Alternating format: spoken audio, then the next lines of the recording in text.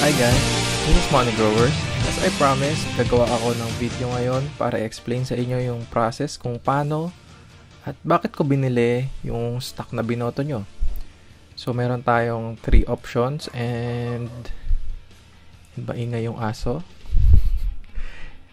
So ang daming bumoto nung number 2. So TF or momentum play. Okay, i-reveal ko sa inyo. So, ito yun, CPG. Ayan yung nasa number 2 slot. Okay, explain ko sa inyo sa chart kung paano ko siya nakita at bakit ko siya binili. So, ito yung chart ni CPG today. Ang date today is Tuesday, July 11. So, tingnan muna natin. Bakit natin nasabi na TF or momentum siya?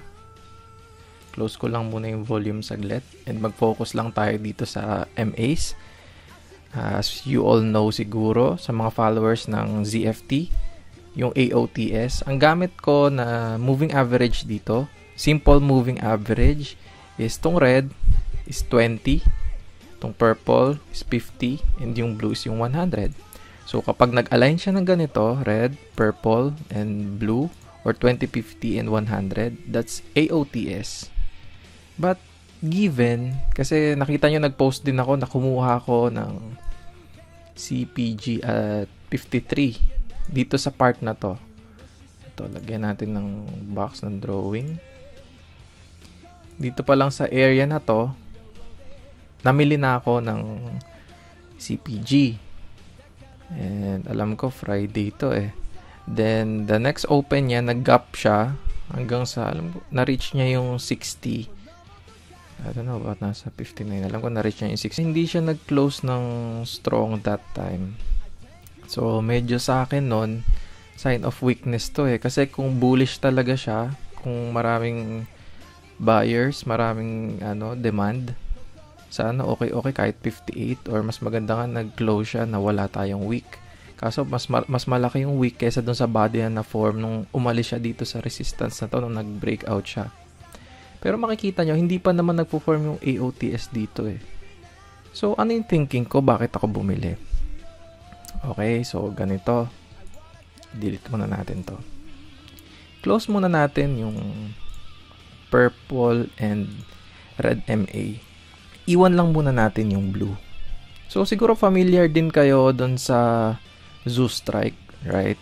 So, pag yung price, umangat na siya dun sa blue line, considered natin yan na ZS.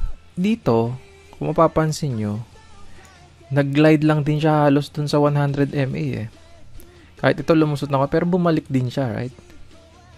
So, palagi yung tatandaan, pag yung price, nag-glide na above dun sa 100 moving average, basta mag-maintain siya dun sa taas nun, malapit na yung mag-transition into AOTS like this one. Makikita nyo, bago pa siya mag-transition, kitang-kita na natin. So, kunyari, ito pala yung given natin na information about this stock. Hindi pa natin alam na aangat siya. Pag ganito na information, as long as magstay siya above 54, umangat siya, susunod na yung MAs niyan. Mag-a-align na yung AOTS. So, ganun yung thinking ko nung binili ko siya. Kaya dito sa 53 pa lang, namili na ako ng position ko. Kasi I expect na aangat pa siya. So, yun, umangat nga siya. Kaso, nagkaroon tayo ng problema. Yan, hanggang dito. Nag-close siya that week ng 55. But still, ayan, nag-a-align na yung AOTS. So, tumingin din ako sa weekly candle niya. Ang weekly candle niya that time is ito. Ayan. Nakita niyo kasi nag-resist eh. Makikita niyo dito. Yung 50 MA sa weekly nag-resist. And then, dito din, nag-resist. Parang nag-resist tong 100 MA. Kaya tingnan mo, naging doji. So, nung namili ako ng 53, hindi naman ako nag-sell dito sa top eh. Kasi I expect nga nasasakyan ko siya pataas. Pero nung nag-close siya dito, medyo hindi maganda sa akin yon. Kaya nag-sell ako. So, namili ako ng 53 and 55. Siguro ang profit ko lang 3%. Mga ganon. Pero, merong pero.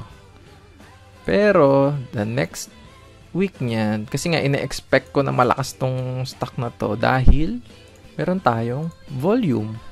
Kasi kung titignan nyo, yung spike ng volume, yung relative volume niya kumpara dun sa past days, tignan nyo, sobrang baba. Then nagpump po, ang laki ng volume niya. Like ito, yung mga spike niya na yan. Yan, yung mga spike niya na yan, puno ng volume, right? So dito nagpa-pump yung volume, ang daming namimili. Dito, nung nag-close siya rito during that week, naggawa ulit lang ako ng bagong box.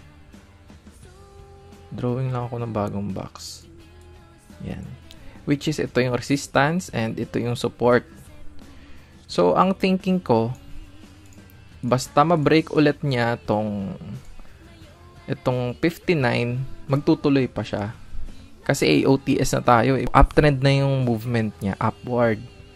So, ang nangyari, Monday, strong ulit siya. Nag-close siya ng 57. Sa open ng next day, ang in-expect ko, basta hindi na siya bumaba dito sa kahit sa 55, bibili na ako in preparation dito sa breakout ng 59 na to. So, ayun yung ginawa ko.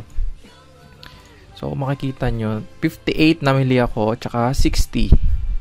Kasi 60, psychological psychological resistance na rin natin.